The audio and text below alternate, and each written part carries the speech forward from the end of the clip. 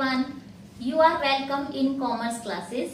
Today I will teach you taxation law part 2, and in taxation law we will study about the chapter penalties. Penalties is the very important topic for BCom final year students. It is the fourth unit according to IGU University syllabus. So let's start. At first, dear student, you should know what is penalty. So any SSC non-compliance any provision of Income Tax Act, then the Income Tax Authority has right to impose some monetary punishment on that SSC. That is called penalty. In short, we can say that penalty is the monetary punishment on a SSC. Now we will come the general principle of imposing penalty. Dear student, there are the four general principles of imposing penalty. We will discuss each and every principle one by one. The first principle is discretionary power. Discretionary power means that Income Tax Authority has used the right of his or her discretion that he can ignoring the penalty of any SSC. But he can use his discretion with valid reason and consideration all the circumstances of the case. इसका मतलब ये है कि income tax authority अपने विवेक का निर्णय लेकर के किसी भी एसएससी का जो पेनल्टी है उसको इग्नोर कर सकता है, लेकिन उसके लिए उसके पास वैलिड रीजन और एसएससी की सभी सर्कमस्टेंसेस की स्टडी करना जरूरी है. The next principle is quantum of penalty. Quantum of penalty का मतलब है कि पेनल्टी की अमाउंट क्या होगी. सो डियर स्टूडेंट, पेनल्टी की अमाउंट जिस दिन एसएससी ने डिफॉल्ट किया है उस दिन इनकम टैक्स एक्ट में जो प्रिस्क्राइब्ड मिनिमम अमाउंट है वो पेनल्टी की अमाउंट होगी. इनकम टैक्स अथॉरिटी उस मिनिमम अमाउंट से कम अमाउंट पेनल्टी इम्पोज नहीं कर सकता है. The next general principle is procedure. What is the procedure for imposing penalty? There are the three steps of procedure. We will study about each and every step one by one. The first step is give reasonable opportunity to be heard to any SSC. इसका मतलब ये है कि हर SSC को income tax officer reasonable opportunity provide करेगा ताकि वो अपना फेवर रख सके in front of income tax authority.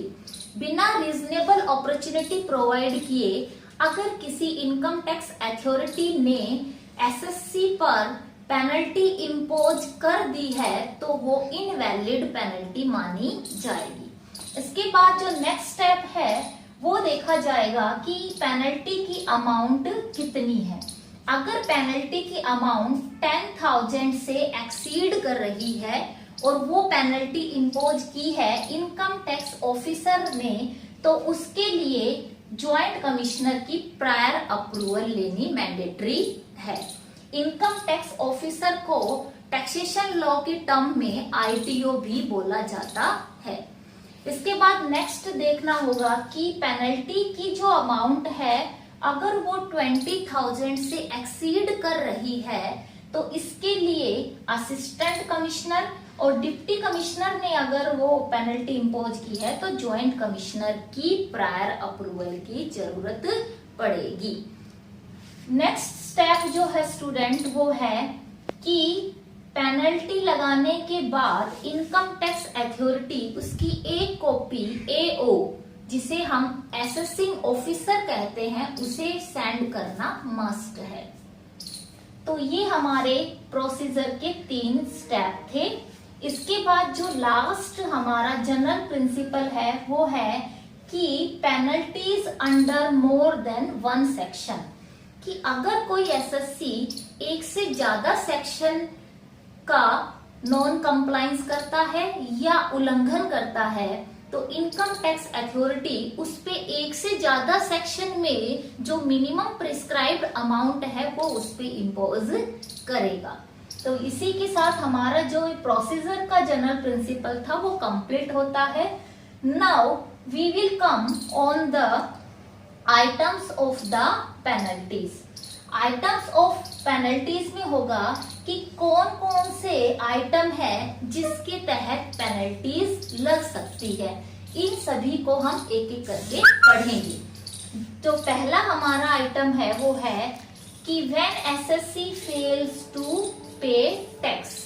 Income tax act के अकॉर्डिंग अगर कोई एसएससी टैक्स पे करने में फेल होता है तो इनकम टैक्स ऑफिसर, जिसे हम एओ असेसिंग ऑफिसर भी कहते हैं, वो उस पे पेनल्टी इम्पोज कर सकता है। पेनल्टी की अमाउंट क्या होगी it's totally depends on AO, but penalty की जो अमाउंट है वो जितना टैक्स एरियर है उस एसएससी का उससे ज्यादा नहीं हो सकती। गो। जो नेक्स्ट आइटम है पेनल्टी का वो है penalty for under reporting and miss reporting of income.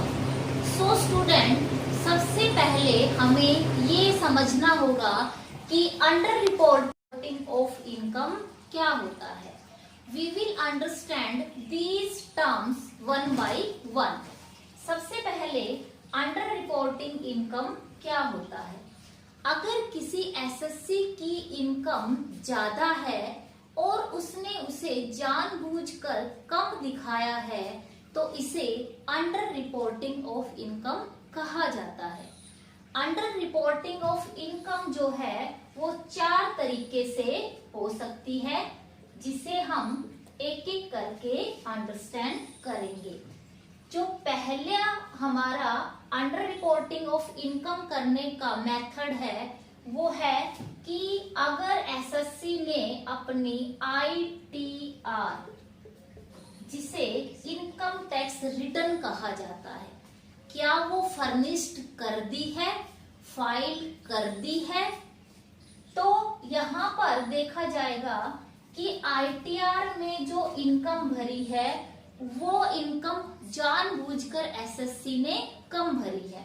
इसको हम एक एग्जांपल से समझते हैं। लेट एज्यूम कोई एक्स नाम का एसएससी है और उसने अपनी आईटीआर में इनकम जो क्लेम की है वो 7,50,000 रुपी जो है उसने क्लेम की है, लेकिन एक्चुअल में जो उसकी इनकम है वो 10 लाख है। तो यहाँ पर उसने अपनी इनकम को अंडर रिपोर्ट कर दिया है और अंडर रिपोर्ट उसने 2,50,000 अंडर रिपोर्ट किया है। अब हम जो सेकंड मेथड है अंडर रिपोर्टिंग करने का इनकम का, उस पे आएंगे। वो है कि एसएससी ने अपनी आईटीआर फाइल्ड ही नहीं की है। तो इसको भी मैं आपको एक एग्जांपल से समझाऊंगी कि अगर कोई किसी एसएससी का, जैसे हम एज्यूम करते हैं कि हमारा असेसमेंट ईयर 2019-20 है, इसमें कोई एक्स नाम का एसएससी है जो नॉर्मल एसएससी की कैटेगरी में आता है। तो यहाँ पर उसकी जो इनकम है वो इनकम जो मिनिमम एग्जम्प्टेड अमाउंट है। As you know student that in assessment year 2019-24 normal SSC के लिए जो एग्जम्प्टेड अमाउंट है वो 2,50,000 है, लेकिन एक्चुअल में जो एक्स की टोटल इनकम है वो 3 लाख है। तो यहाँ पर उसको आईटीआर फर्निश करनी चाहिए थी, लेकिन उसने जानबूझकर फर्निश नहीं की, अपनी इनकम को कम दिखाया। दोनों ही कैटेगरी में पेनल्टी लगेगी अंडर इनकम टैक्स एक्ट। जो थर्ड मेथड है अंडर रिपोर्टिंग करने का इनकम का, वो है कि इफ इनकम रीअसेस्ड। रीअसेसमेंट मैं आपको पढ़ा चुकी हूँ। रीअसेसमेंट में क्या होता है कि इनकम जो है वो रीअसेस होती है। एसएससी अपनी इनकम फर्निश करता है, असेसमेंट करता है, उसके बाद इनकम टैक्स जो अथॉरिटी है वो उसकी इनकम को असेस्ड करते हैं दोबारा से, तो उसे रीअसेसमेंट कहा जाता है। इसको भी हम एक एग्जाम्पल की हेल्प से समझेंगे। जैसे कोई YSSC है और उसने अपना असेसमेंट करके इनकम को बताया 5 लाख, लेकिन रीअसेसमेंट जब इनकम टैक्स अथॉरिटी ने किया तो उसकी इनकम 7 लाख मिली। तो यहाँ पे उसने अपनी इनकम को 2 लाख से अंडर रिपोर्टिंग कर दिया। In short student we can say that under reporting में जानबूझकर एसएससी अपनी इनकम कम दिखाता है, एक्चुअल में उसकी इनकम ज्यादा होती है क्योंकि वो कम टैक्स पे करना चाहता है। जो लास्ट मेथड है इनकम को अंडर रिपोर्टिंग करने का, वो है कि असेसमेंट रिड्यूस द लॉस। कई बार एसएससी जो उसको लॉस होता है उसके लिए क्लेम करता है, एक्चुअल में वो लॉस जो है लॉस होता ही नहीं है, और जब उसका रीअसेसमेंट होता है तो इनकम टैक्स अथॉरिटी उस लॉस को या तो रिड्यूस कर देती है या उसको बिल्कुल खत्म कर देती है, अगर उसको उसका वैलिड रीजन नहीं लगता है। तो यहाँ पर भी उसकी इनकम बढ़ जाएगी, लेकिन उसने जानबूझकर उसे कम दिखाया है। जैसे इसको भी मैं आपको एक एग्जांपल से समझाती हूँ कि यही सेम YSSC ने जो है अपना लॉस क्लेम किया था 80,000, बट जो इनकम टैक्स अथॉरिटी ने है उसका लॉस 50,000 कर दिया, क्योंकि उसे कोई वैलिड रीजन नजर नहीं आ रहा था 80,000 लॉस का। 30,000 ऐसी लॉस था जो उसने जानबूझ के इंक्रीज किया था। तो यहाँ पर ये लॉस उसने रिड्यूस कर दिया, और रिड्यूस करने के कारण उसकी इनकम जो है वो बढ़ गई। तो यहाँ पर अंडर रिपोर्टिंग इनकम 4 मेथड से हो रही है। 4 मेथड कौन कौन से हैं? पहला, अगर उसने अपनी आईटीआर फाइल की है, आईटीआर फाइल करने वाली जो इनकम है वो कम है, एक्चुअल में उसकी ज्यादा है। दूसरा मेथड है आईटीआर फाइल ही नहीं की, फर्निश्ड ही नहीं की, लेकिन एक्चुअल में उसे करनी चाहिए थी। थर्ड मेथड है कि उसकी इनकम का रीअसेसमेंट हुआ है, तो रीअसेसमेंट में उसकी इनकम ज्यादा पाई गई, जो उसने खुद असेसमेंट किया था उसमें उसकी इनकम कम थी। इसके बाद जो लास्ट मेथड है अंडर रिपोर्टिंग इनकम का, उसमें लॉस को रिड्यूस करना। सो स्टूडेंट, आज की क्लास में बस इतना ही। हम अगले जो आइटम्स ऑफ पेनल्टी बच गए हैं, जैसे मिस रिपोर्टिंग ऑफ इनकम, उनको 1 बाय 1 अपनी नेक्स्ट क्लास में पढ़ेंगे। तो यहाँ पर आज हम अपनी क्लास को एंड करते हैं।